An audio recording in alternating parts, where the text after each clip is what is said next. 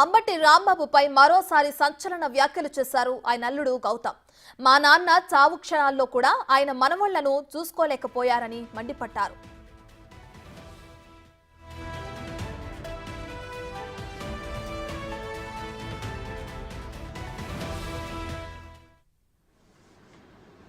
అందరూ చాలా క్వశ్చన్స్ అడుగుతున్నారు. దాని తర్వాత అంబటి రాంబాబు గారు ఒక ప్రెస్ మీట్ పెట్టి మరీ చాలా బాగా చెప్పారు. 2 నిమిషాలు మా మామ ఇంత మంచి ఆయన అని నేనే నమ్మేశాను. దాంతో ఇసు అంత మంచితనం కూడా ఉంటే బాగుండేది. బట్ ఆయన ఏం మాట్లాడారంటే 4 సంవత్సరాల నుంచి తన మనవడు మనవరాలు ఆయన దగ్గరే ఉంటున్నారని, వాళ్ళని ఆర్థికంగా ఈయనే జాగ్రత్తగా చూసుకుంటున్నారని, అల్లుడైన నేను ఎటువంటి ఆర్థిక సహాయం చేయట్లేదని, ఇవన్నీ చేయటం వల్ల దుర్మార్గుడిని అయితే గీతే నేనే అవుతాను తప్ప ఆయన కాడని మంచి వాగ్దాటిలో చెప్పారు. ఏదైనా దాన్ని ఒప్పుకోవాలి, ఆ స్కిల్ని ఒప్పుకోవాలి. ప్లస్ నా వెనకాల మోడీ గారు, పవన్ కళ్యాణ్ గారు, చంద్రబాబు నాయుడు గారు ఉండి చేయిస్తున్నారని చెప్పారు. ఇప్పుడు టాపిక్లోకి వద్దాం. ఇది నేను మీకు 2023 మార్చ్ 3 పంపించిన వీడియో చూడండి.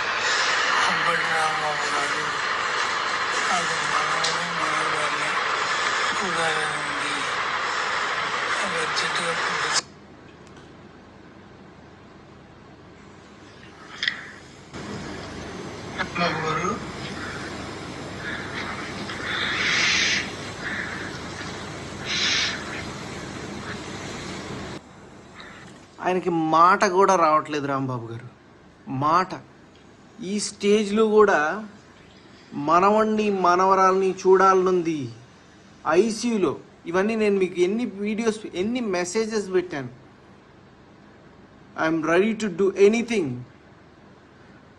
నాకు నా తండ్రి ఆఖరి క్షణాల్లో ఉన్నారు. మార్చ్ 22 నా తండ్రి మరణించినప్పుడు తన మనవణ్ణి మనవరాల్ని చూసుకోలేదని ఒక తాత తను గుండెల మీద ఎత్తుకొని పెంచిన మనవణ్ణి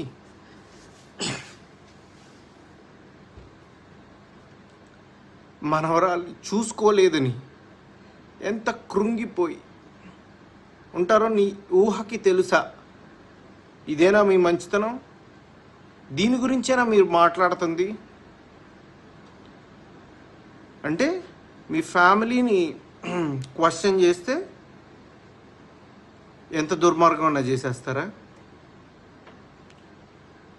ఒక తండ్రి ఆఖరి కోరిక తీర్చలేని ఒక కొడుకుగా who is going to answer మీ?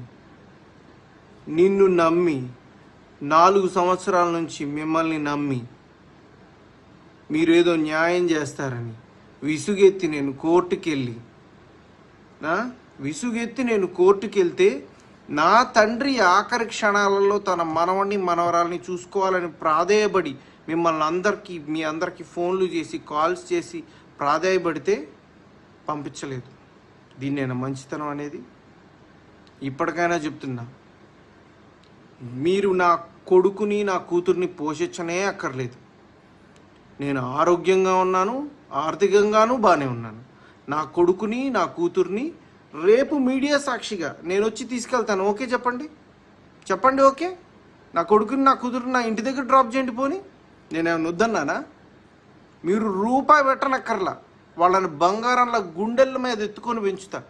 నాన్న అని 4 సంవత్సరాల నుంచి నాకు వాళ్ళకు దూరం చేసి మనిషిలోని ప్రాణాన్ని తీసేసి ఎటువంటి తప్పు చేయలేదు అని ఎలా బుకాయించగలుగుతున్నారండి మీరు? కనీసం కొంచెం అన్న ఇసువంతన్న ఆత్మసాక్షి ఉందా మీకు? మీరే ఆలోచించుకోండి. ఇంతకుమించి నేను మాట్లాడను, ఇంతకుమించి నేను అడగను, చెప్పను. మీరే ఆలోచించుకోండి. ఇది ప్రజలే ఆలోచించుకుంటారు. రైట్. ఇక నిన్న అంబటి రాంబాబు అసలు ఏం మాట్లాడారో కూడా ఇప్పుడు ఒకసారి చూద్దాం. విశాఖపట్నంలో గొడవ జరిగింది. కోడెల శివరాం గారి మామగారు నాతో మాట్లాడాడు. ఎవరో మాట్లాడిస్తే నా పార్టీ వాళ్ళే మాట్లాడిస్తే, ఏమండి కోడెల శివరాం గారుకి వీళ్ళకు భార్యకి తగాదా ఉంది, దీనిలో మీ సహాయం కావాలని మాట్లాడిచ్చారు నాతో. కనుక్కోండి వాళ్ళైనా సరే. నేను